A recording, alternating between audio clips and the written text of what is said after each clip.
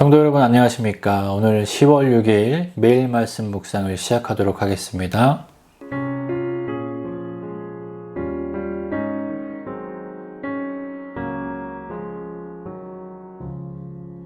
주 예수보다 더 귀한 것은 없네. 이 세상 무기와 바꿀 수 없네. 영 죽은 내 대신 돌아가신 그 놀라운 사랑 잊지 못해.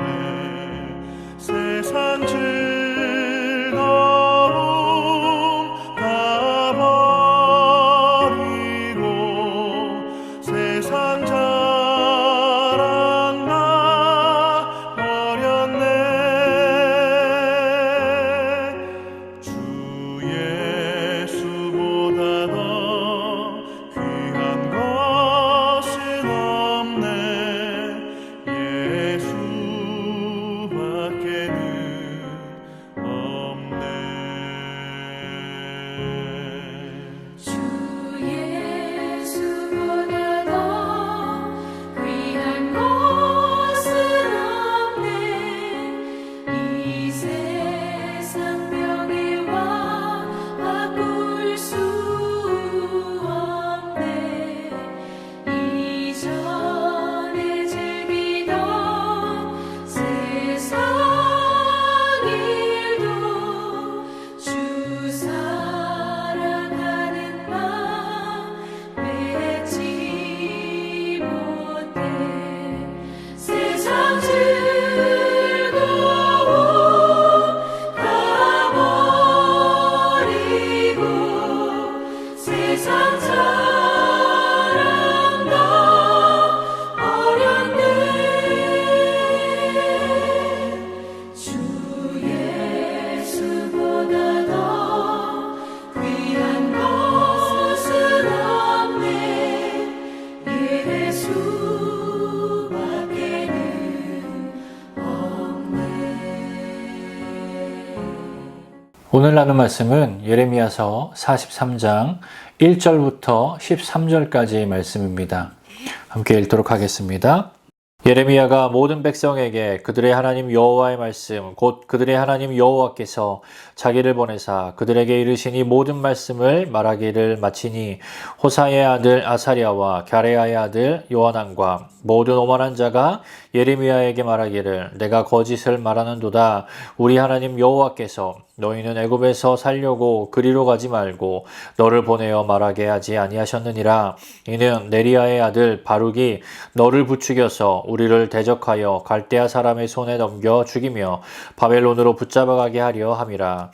이에 가레야의 아들 요하난과 모든 군 지휘관과 모든 백성이 유다 땅에 살라 하시는 여호와의 목소리를 순종하지 아니하고 가레야의 아들 요하난과 모든 군 지휘관이 유다의 남은 자 곧 쫓겨났던 여러 나라 가운데서 유다 땅에 살려 하여 돌아온 자 곧 남자와 여자와 유아와 왕의 딸들과 사령관 느부사라단이 사반의 손자 아히감의 아들 그다리아에게 맡겨둔 모든 사람과 선지자 예레미야와 네리야의 아들 바룩을 거느리고 애굽 땅에 들어가 다바네스에 이르렀으니 그들이 여호와의 목소리를 순종하지 아니함이로라. 다바네스에서 여호와의 말씀이 예레미야에게 임하여 이르시되 너는 유다 사람의 눈앞에서 내 손으로 큰 돌 여러 개를 가져다가 다바네스에 있는 바로의 궁전 대문에 벽돌로 쌓은 축대에 진으로 감추라. 그리고 너는 그들에게 말하기를 만군의 여호와 이스라엘의 하나님께서 이와 같이 말씀하시되 보라 내가 내 종 바벨론의 느부갓네살 왕을 불러오리니 그가 그의 왕자를 내가 감추게 한 이 돌들 위에 놓고 또 화려한 큰 장막을 그 위에 치리라. 그가 와서 애굽 땅을 치고 죽일 자는 죽이고 사로잡을 자는 사로잡고 칼로 칠 자는 칼로 칠 것이라. 내가 애굽 신들의 산당을 불지르리라.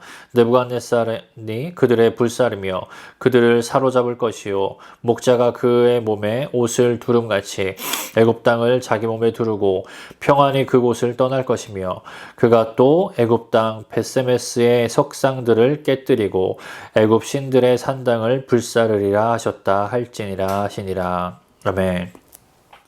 요즘 시대를 살아가고 또 많은 사람들이 SNS를 하는 요즘 시대의 사람들은 실제로는 그렇지 않지만 그런 것처럼 보이는 것들을 좋아하는 것 같습니다. 그래서 실제로는 그렇지 않지만 비싸 보이는 것, 그리고 젊어 보이는 것, 부자같이 보이는 것, 그리고 똑똑해 보이는 것, 커 보이는 것 등등 그렇게 실제와는 다르지만 그런 것처럼 보이는 것들을 과시하고 자랑하며 그것에 의미를 두는 경우들이 많죠. 근데 실제로 중요한 것은 실제로 그런 것이 더 중요한 것이지 그런 것처럼 보이는 것은 전혀 중요하지도 의미도 없습니다. 신앙에도 그렇습니다. 우리가 겉으로 보기에는 너무나 좋은 신앙인 것처럼 보이는 것, 겉으로 하는 말과 겉으로 하는 모습만 보아서는 너무나 거룩하고 순종하는 정말 신앙 좋은 그리스도인처럼 보이는 것이 중요한 것이 아니라 실제로 그런 그리스도인, 실제로 믿음 좋고 신앙 좋고 주 앞에 겸손하게 순종하며 살아가는 그 삶의 열매가 있는 그리스도인이 되는 것이 너무나 중요하고 큰 의미가 있는 것입니다. 실제로 교회를 어려움에 빠뜨리는 것들은 세상 밖에 있는 불신자들이 아니라 오히려 교회 안에 있는 그럴듯한 그리스도인들 때문일 때가 너무나 많죠. 오늘 본문에 나오는 아사랴와 요하난을 보면 그들의 삶이 그럴듯한 성도의 모습과 같음을 우리는 발견할 수가 있습니다. 오늘 본문은 지난 본문의 이야기와 계속 이어지는 스토리입니다. 지난 본문에서 바벨론을 피해서 애굽으로 가던 아사랴와 요하난 또 그의 무리들은 예레미야에게 하나님의 말씀을 하나님의 뜻을 구합니다. 그들의 그 불안정한 상황 또 두려운 그 상황 가운데 무언가 붙잡을 것이 필요했던 것이죠.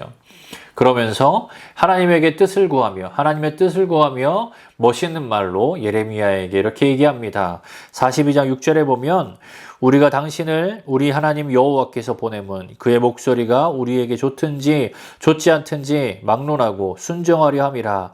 우리가 우리 하나님 여호와의 목소리를 순종하면 우리에게 복이 있으리라 하니라. 그들은 예레미야에게 하나님의 말씀을 하나님의 뜻을 구하며 너무나 멋있게 이렇게 얘기하죠. 하나님의 뜻이 우리에게 좋든지 좋지 않든지 우리는 그것을 따르겠습니다. 그것을 우리는 반드시 순종할 테니 우리에게 하나님의 뜻을 가감없이 알려주십시오 라는 요청입니다. 실제로 예레미야는 그것을 듣고 하나님의 뜻을 구합니다. 그리고 열흘 후에 하나님께서 예레미야에게 말씀하십니다. 그리고 그 말씀은 간단히 말해서 애굽으로 가지 말라는 것입니다. 애굽으로 가지 말고 유다에 남아서 살라라는 것입니다. 그리고 그것에 순종하면 너희가 살 것이요.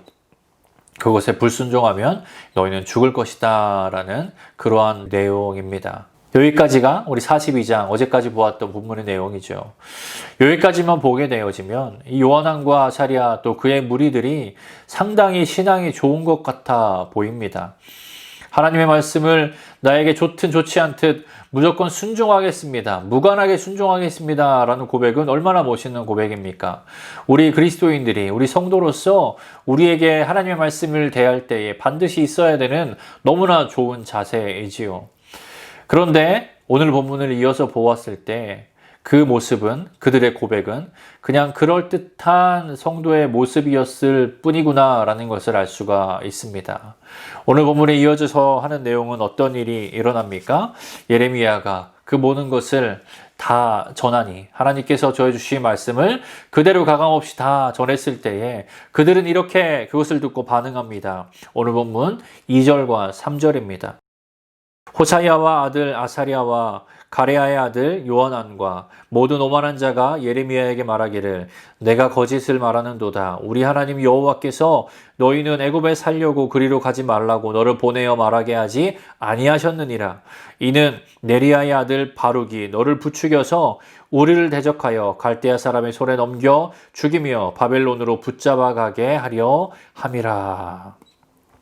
이것이 무슨 말입니까? 전에 그들이 했던 너무나 멋있는 그 고백과는 다르게 하나님의 말씀을 예레미야를 통해 전해 들은 그들은 대뜸 예레미야에게 거짓말하지 말라라고 얘기합니다.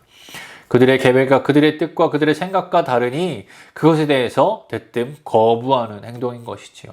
그러면서 예레미야에게 우리를 바벨론에게 잡혀가게 하려고 당신이 지금 그러고 있는 거구나 라면서 매국노로 모는 모습까지 보여줍니다.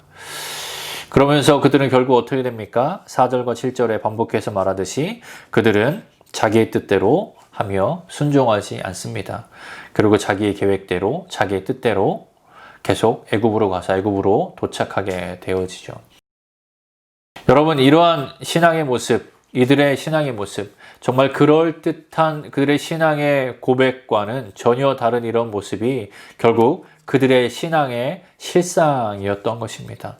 우리가 이들의 신앙의 모습, 또 이들의 실상, 그럴듯한 고백의 모습과 또 그들이 실제로 하나님의 말씀에 대해 반응하는 그 실제로 불순종하는 그 실상의 모습을 보며 우리는 우리의 신앙의 모습을 되돌아보게 됩니다.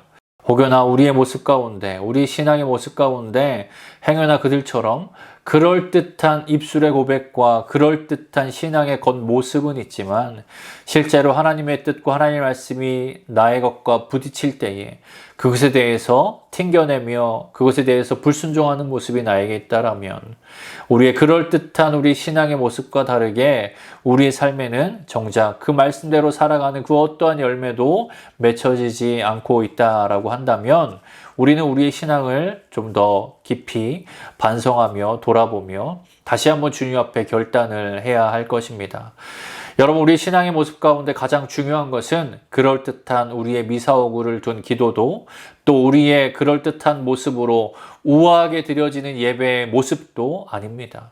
실제로 내 삶 가운데 어떻게 사라지냐, 그 말씀 가운데 내가 내 것을 얼마나 내려놓고 주님 앞에 주의 뜻대로 나아가느냐, 그 모습이 우리가 정말 좋은 그리스도인인가 아닌가를 판단하는 의미 있는 중요한 기준이 될 것입니다.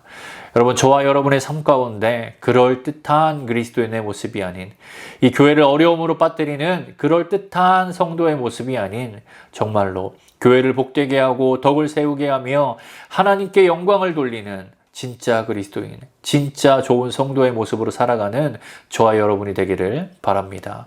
기도하겠습니다. 사랑의 하나님, 감사합니다. 오늘 함께 말씀을 통하여서 우리가 진짜 그리스도인의 모습으로 살아가는 것을 다시 한번 결단하게 하시니 감사합니다. 우리의 신앙의 모습이 그럴듯한 신앙의 모습이 아닌 진짜 성도, 진짜 그리스도인, 진짜 순종과 그 순종의 열매가 있는 그런 하나님의 영광이 되는, 또 교회의 덕이 되어지고 교회에 더욱더 큰 은혜를 끼치는, 또 세상에도 은혜를 끼치는 그런 우리의 모습이 될 수 있도록 주여 함께하여 주시옵소서. 오늘 하루도 그렇게 살아가기를 바라며 이 모든 기도 거룩하신 예수님의 이름으로 기도하였습니다. 아멘. 화요일 기도 제목으로 함께 기도하길 바랍니다. 첫 번째로 온라인 예배와 모임을 위해서 기도하겠습니다. 온라인으로 모이지만 동일한 하나님의 은혜가 있도록, 그리고 참석자들은 정성을 다해 예배하고 또 모임에 참여하도록 기도해 주십시오. 두 번째로 화요 중보 모임을 위해서 기도하겠습니다. 그 모임이 성령 충만한 기도 모임이 되도록, 또 교회의 영적 동력이 되도록 기도해 주시기 바랍니다. 마지막으로 선교사님들을 위해 기도할 때에 시국의 임도마 선교사님, 필리핀의 오정유 선교사님, 러시아의 김송종 선교사님을 위해서 그들의 사역과 그들의 가정과 그들의 모든 삶을 위하여서 함께 중보 기도해 주시기를 바랍니다. 기도하겠습니다.